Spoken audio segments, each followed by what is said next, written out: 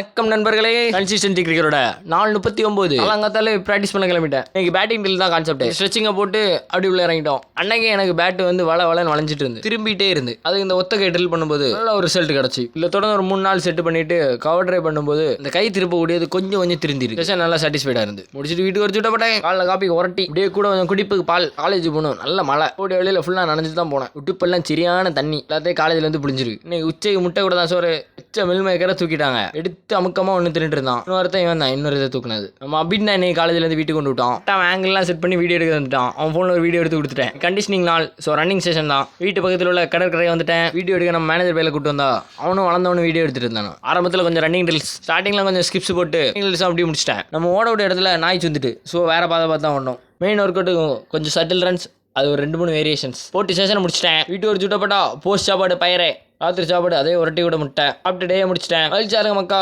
வரட்டா.